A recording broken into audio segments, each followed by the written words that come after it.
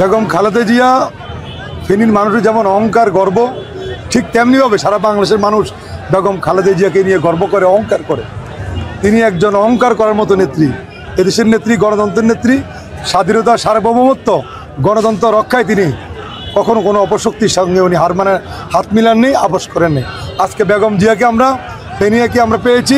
এই ফেনীকে সকল মানুষ আনন্দিত, গর্বিত এবং আগামী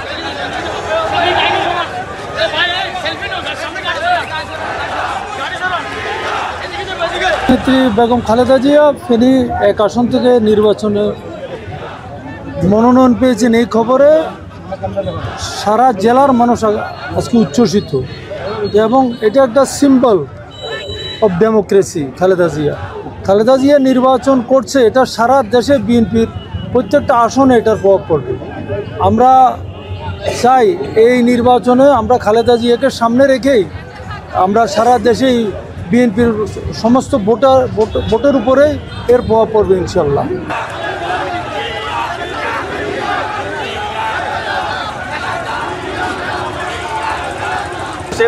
ইতিমধ্যে আমরা দেশনেত্রী বেগম খালেদা জিয়ার পক্ষে প্রত্যেকটি ঘরে ঘরে ধারে ধারে মানুষের কাছে বেগম খালেদা জিয়ার সালাম পৌঁছে দিয়েছি।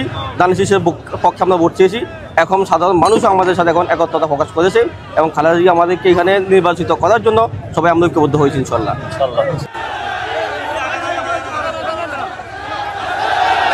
আমাদের দেশনেত্রী বেগম খালেদা জিয়া দীর্ঘদিন কারাভোগ করছে। খুনি হাসিনার সরকার, আপনারা জানেন, তাকে নির্বাচনে অংশগ্রহণ করতে দেয় নাই। আমরা গতকালকে বেগম খালেদা জিয়ার নাম ঘোষণা হওয়াতে আমরা অত্যন্ত আনন্দিত।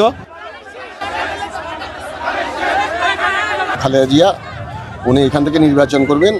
আপনারা এমনিভাবে পরিলক্ষিত করেছেন যে কি এখানে বাঁধভাঙা জোয়ার বা আনন্দের উচ্ছ্বাস বয়ে বেড়াচ্ছে।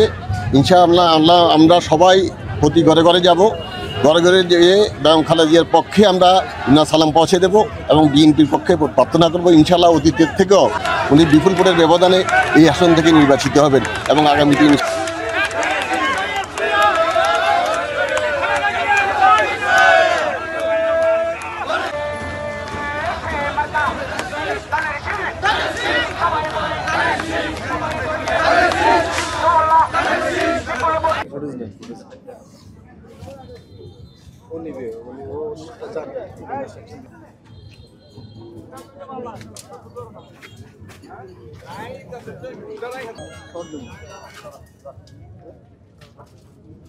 Thank you.